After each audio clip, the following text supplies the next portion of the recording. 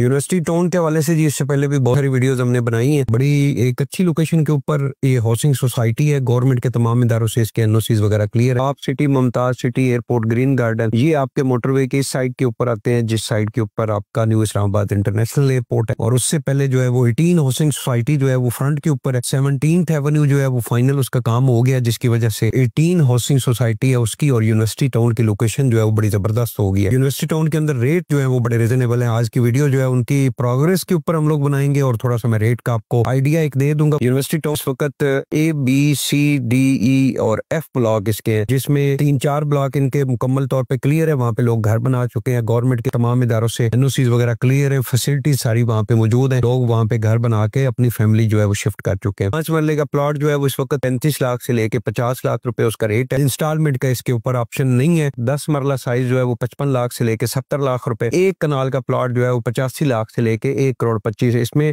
Every किस्म के जितने भी चार्जेस हैं वो आपको इसके अंदर क्लियर मिलेंगे। पोजेशन वाला आपको प्लॉट मिलेगा।